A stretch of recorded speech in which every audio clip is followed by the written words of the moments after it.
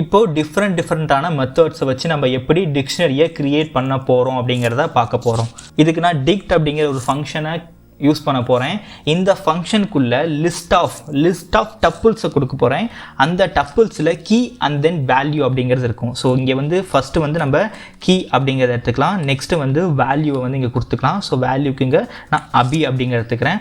And then comma இன்னொரு tuple create பண்ண போகிறேன். இந்த டப்புள்குள்ளே நமக்கு கீ அண்ட் தென் வேல்யூ தான் இருக்க போகுது. ஸோ கீ அப்படிங்கிறதுக்கு நான் ஏஜ் எடுத்துக்கிறேன். வேல்யூக்கு நான் 10 அப்படிங்கிற வேல்யூவை எடுத்துக்கிறேன். அண்ட் தென் நம்ம இதை பிரிண்ட் பண்ணி பார்க்க போகிறோம். இதை பிரிண்ட் பண்ணி பார்த்தோம் அப்படின்னா நமக்கு ஒரு நீட்டான டிக்ஷனரி வந்துடும். இந்த ஒன் ஆஃப் த மெத்தடை யூஸ் பண்ணி நம்ம டிக்ஷனரியை க்ரியேட் பண்ணலாம்.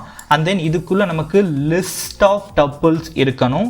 அண்ட் தென் அந்த டப்புள்குள்ளே நமக்கு கீ வேல்யூ பேர் வந்து நமக்கு இப்படி தான் இருக்கணும். ஸோ இந்த மெத்தடை வச்சு நம்ம க்ரியேட் பண்ணிக்கலாம். அண்ட் தென் இன்னொரு மெத்தட் என்ன அப்படின்னா டைரெக்டாகவே நம்ம வந்து வேல்யூஸை இதுக்கு அசைன் பண்ணலாம். இந்த மெத்தடில் நார்மலாக நம்ம வேல்யூவை எப்படி ஒரு வேரியபிளுக்கு அசைன் பண்ணுவோமோ அதே மாதிரி தான் நம்ம இங்கே டிக்ஷனரி க்ரியேட் பண்ண போகிறோம். நேம் ஈக்குவல் டு அபி அப்படின்னு எடுத்துக்கிறேன்.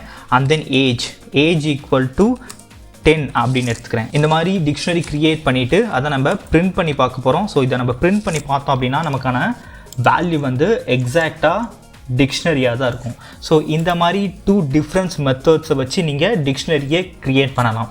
இந்த வீடியோ உங்களுக்கு புரிஞ்சிருக்கும்னு நினைக்கிறேன். அண்ட் தென் இதை உங்கள் ஃப்ரெண்ட்ஸோட ஷேர் பண்ணுங்கள். இணைந்திருங்க ரகரம் டெக்குடன். நன்றி.